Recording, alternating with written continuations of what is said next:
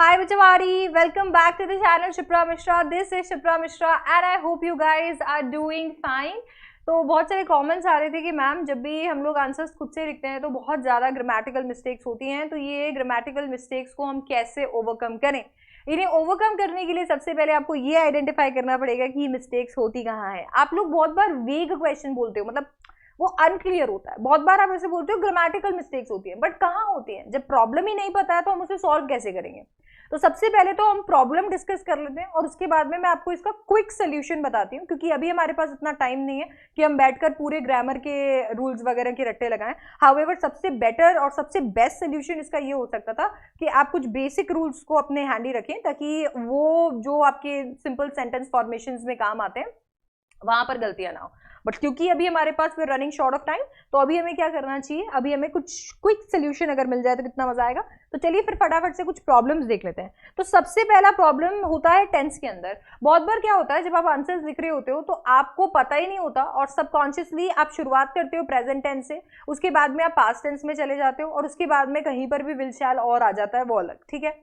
तो ये जो होती है सबसे बड़ी गलती होती है, क्योंकि आप यहाँ पर मल्टीपल टेंसेस को लेकर आ रहे हो। सबसे पहली चीज तो ये है कि आप लार्जली जो आपका आंसर है उस आंसर को दो ही टेंसेस के अंदर लिखते हैं। सबसे पहला होता है आपका पास्ट टेंस और इसके साथ में आप चाहे तो प्रेजेंट टेंस भी लिख सकते हैं। अब कभी कभी कुछ ऐसे क्वेश्चंस होते हैं जो आपसे नरेशन मांगते हैं, मतलब कुछ ऐसे क्वेश्चंस होते हैं जो आपको बोलते हैं कि इमेजिन योरसेल्फ, आप इमेजिन कीजिए, आप कॉन्वर्स कीजिए किसी एक इंसान के साथ में। कुछ ऐसे क्वेश्चंस हैं जो आपसे नरेशन मांगते हैं, तो ऐसे को आपको पूरा प्रेजेंट के अंदर लिखना होता है। हाउएवर कुछ ऐसे क्वेश्चंस भी होते हैं जहां पर आप किसी बीती हुई चीज को डिस्कस कर रहे होते हो एंड दैट इज वाई वहां पर आपको अपने आंसर को पास्ट में लिखना होता है। शर्त यहां पर ये होती है कि चाहे आप प्रेजेंट के अंदर लिखें चाहे आप पास्ट के अंदर लिखें, आपका पूरा राइटअप एक ही टेंस के अंदर होना चाहिए। आपको ये ध्यान रखना है कि चाहे आप प्रेजेंट लिखो चाहे पास्ट लिखो, उससे फर्क नहीं पड़ता, वो पूरा राइटअप होना एक ही आपके टेंस के अंदर चाहिए। उसके अंदर सारे टेंस का मिक्सचर नहीं होना चाहिए। तो आपके दिमाग में अगर ये क्वेश्चन आ रहा है फिर मैम मैं विल शैल कैसे बताऊंगा, आप वुड शुड कुड मॉडल्स का इस्तेमाल यहां पर बिल्कुल कर सकते हैं उसको डिनोट करने के लिए।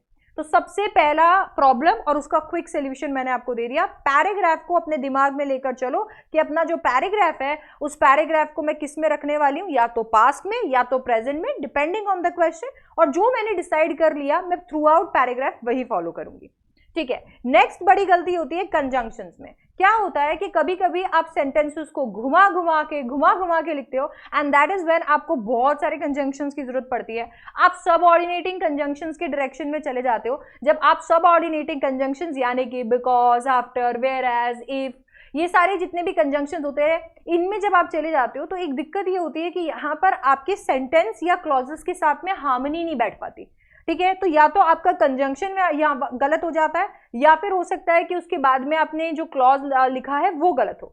तो ऐसे में कंजंक्शंस के साथ में आपकी अगर गलती हो रही है तो आप कोशिश करो कि आप बड़े बड़े कंजंक्शंस को बीच बीच में सेंटेंसेस में या एक सेंटेंस के डिफरेंट क्लॉजेस को जोड़ने के लिए यूज ना करो।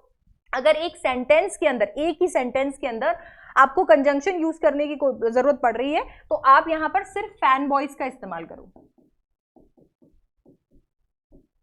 ठीक है। आप यहाँ पर फैन बॉयज का इस्तेमाल कर सकते हो। हाउएवर यहाँ पर कोई रिस्ट्रिक्शन नहीं है। अगर आपको अच्छे सेंटेंसेस बनाना आता है या सेंटेंस की रिक्वायरमेंट है कि आप डिफरेंट और कंजंक्शंस यूज करें तो आप बिल्कुल कर सकते हैं। बट आपको ध्यान यहाँ ये रखना चाहिए कि जितने सिंपल सेंटेंसेस आप बनाएंगे, जितने ज्यादा आप सिंपल सेंटेंसेस को जोड़ने की कोशिश करेंगे, उतने कम ग्रामेटिकल एरर्स होंगे। तो ऐसे में आप फैन बॉयज कंजंक्शन का इस्तेमाल कर सकते हो। दैट मीन्स आप for, and, nor, but, of, और I am sorry, and then इसके बाद में येट एंड सो का इस्तेमाल यहां पर कर सकते हो।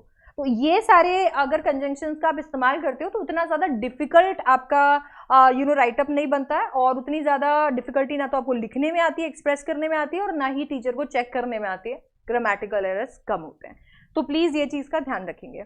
फिर आता है आपका सेंटेंस फॉर्मेशन। कभी कभी आपके दिमाग में बहुत सारे थॉट्स होते हैं और आप उन्हें सामने भी लेकर आना चाहते हो, बट वो बहुत सारे थॉट्स इतने एक बार के अंदर आप नहीं एक्सप्रेस कर पाते हो, आपको अंदर से एकदम से कॉम्प्लेक्स राइटर वाला भूत चढ़ता है और आप एक सेंटेंस को 4 लाइन में लिखते हो, कॉमा लगा लगा के, कंजंक्शन जोड़ जोड़ के, उस एक सेंटेंस को जिसको आप मल्टीपल सिंपल सेंटेंसेस में अच्छे से बता सकते थे, आप कॉम्प्लेक्स सेंटेंस बना देते हो, जिसमें आपने एक इंडिपेंडेंट क्लॉज डाल दिया है, फिर कॉमा लगा दिए हैं, डिपेंडेंट क्लॉज डाल दिए। एंड एक फन फैक्ट बताती हूँ, जितने बच्चे इस वीडियो को देख रहे हैं उनमें से बहुत बच्चे हैं जिन्होंने कॉम्प्लेक्स सेंटेंसेस से अपने आंसर्स लिखे हुए और उन्हें ये तक नहीं पता है कि वो जो आंसर उन्होंने लिखे हैं वो कॉम्प्लेक्स सेंटेंस में है। क्योंकि जब आप आंसर लिख रहे होते हो तो आपको नहीं याद होता कि ये इंडिपेंडेंट क्लॉज है, ये डिपेंडेंट क्लॉज है, इसको इससे जोड़ना चाहिए, वो आपको नहीं आइडिया होता। एंड दैट इज वाई आपको कोशिश करनी चाहिए कि अगर आप इतने ज्यादा वेल वर्स नहीं हो लिखने में, आपका थोड़ा सा राइटिंग स्किल यहाँ पर वीक है, तो आप सेंटेंस फॉर्मेशन के लिए सिंपल सेंटेंसेस का इस्तेमाल करें।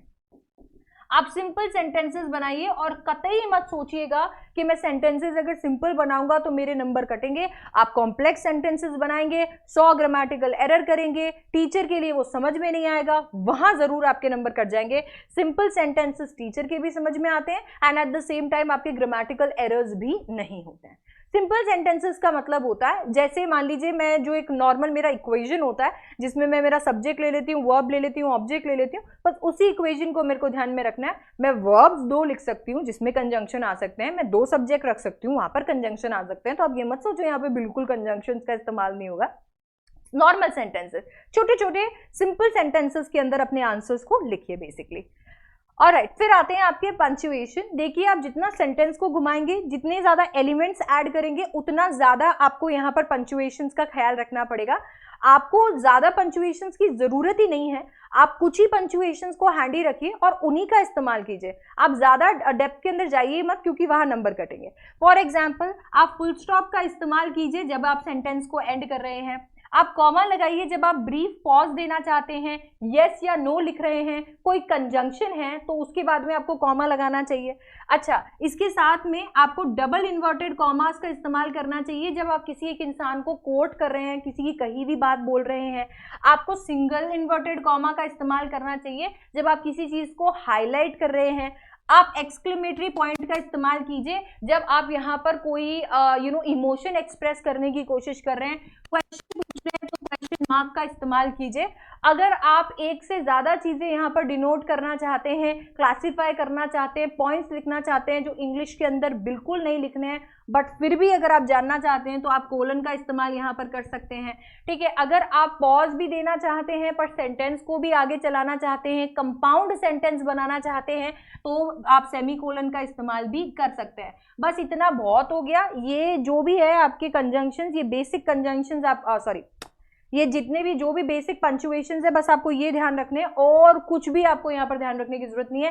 एंड इनफैक्ट मैं तो ये भी बोलूंगी, ये कोलन और सेमीकोलन से भी बचकर चलिए, बाकी सारा चलने दीजिए। ठीक है, ये बेसिक पंक्चुएशंस का आपको ध्यान रखना है। ना आप सेंटेंस को कॉम्प्लेक्स बनाएंगे, ना आपके कॉमा और बाकी सारी चीजों की गलती होगी। लास्ट और जो सबसे बड़ा आपको यहाँ पर दिक्कत हो सकता है वो हो सकता है प्रेपोजिशंस का। यार, प्रेपोजिशंस का दिक्कत तो ना प्रेपोजिशन के रूल से ही मिटता है। तो आप बिना प्रेपोजिशन के रूल से प्रेपोजिशन नहीं सीख सकते। इसका ना कोई क्विक सोल्यूशन नहीं है सिवाय एक चीज के, वो है प्री रिटन आंसर्स को रीड करना। अगर आप प्री रिटन आंसर्स को, जैसे रोज अगर आप पढ़ रहे हैं और उसमें प्री रिटन आंसर्स को रीड करना अपनी हैबिट के अंदर शामिल कर लेंगे, तो लोगों के ऑलरेडी लिखे हुए आंसर्स से आपको इंस्पिरेशन मिलती रहेगी और आपको पता रहेगा कि इन्होंने ऑफ कहाँ लगाया, इन कहाँ लगाया, एट कहाँ लगाया, इनटू कहाँ लगाया। तो उससे आपका सबकॉन्शियसली वो दिमाग में स्टोर रहेगा। तो जब आप बोल के भी देखेंगे अपने आंसर को तो आपको पता चल जाएगा प्रेपोजिशन करेक्ट है या नहीं है।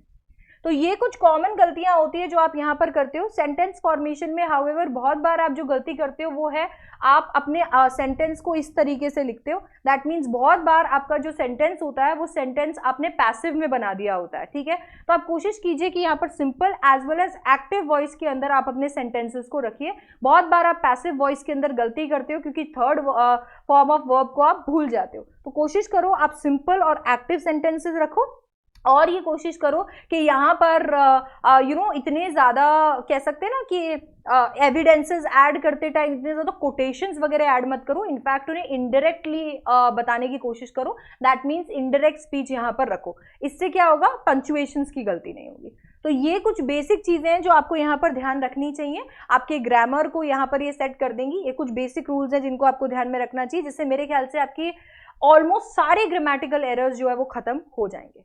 ठीक है, तो आपको इन सारी चीज़ों का ध्यान रखना है। आई होप आपको ये वीडियो मदद करेगा। अच्छा, एक और चीज़ मैं आपको बताना चाहती हूँ, लास्ट जो मेरी गोल्डन टिप यहाँ पर होगी वो ये है कि जब आप आंसर लिख रहे होते हो तो आप इतना भावनाओं में बह जाते हो कि आप इतना कॉन्शियसली नहीं अपने दिमाग में रख सकते हो, अरे मैंने कौन से कंजंक्शंस यूज किए, पंक्चुएशन सही लगाया नहीं लगाए, टेंस सही किया या नहीं किया। तो आप आराम से फ्री होके अपने कंटेंट को लिखिए, ड्राफ्ट कीजिए एंड कोशिश कीजिए कि लास्ट में आप 10 से 15 मिनट बचाएं। एंड फाइनली जब आपका पूरा पेपर हो जाता है तब अपने पूरे आंसर शीट को रीचेक कीजिए, उसे चेक करने की कोशिश कीजिए, रिवाइज कीजिए। अब जब आप उसे वहां पर रीड कर रहे होते हैं तो जैसे ही आप जोन से बाहर जाते हैं, लिखने की जोन से बाहर जाते हैं और फिर आप रीड कर रहे होते हैं, आपको ये सारे ग्रामेटिकल एरर्स दिखने लगेंगे अगर आपने किए होंगे। तो आप इन ग्रामेटिकल एरर्स को पकड़िए और फटाफट से उन्हें जो है करेक्ट कर दीजिए, अपने आंसर को एरर फ्री बना दीजिए। मान लेते हैं कि आपने 10 गलतियां की और आपने उनमें से 9 गलतियां भी पकड़ी और एक गलती आपसे बाय मिस्टेक मान लीजिए छूट गई, क्योंकि आप इतना ज्यादा वेलवर्स नहीं हो ग्रामर में, आपको इतने ज्यादा रूल्स नहीं पता है, तो भी नंबर नहीं कटेंगे। ठीक है, तो इसके लिए ये चीज ध्यान रखना है कि आप हमेशा रीचेक जरूर कीजिए, आपको ग्रामेटिकल एरर्स पकड़ में आएंगे। आई होप आपको ये वीडियो ने मदद किया होगा। अगर हाँ तो वीडियो को जरूर लाइक कीजिएगा एंड अपने फ्रेंड्स के साथ जरूर शेयर कीजिएगा। चैनल को जरूर सब्सक्राइब कर लीजिएगा इसी तरीके के इंग्लिश वीडियोस के लिए। एंड मैं आपसे मिलने वाली हूँ नेक्स्ट क्लास में। Till then bye bye, take care, I love you, sayonara.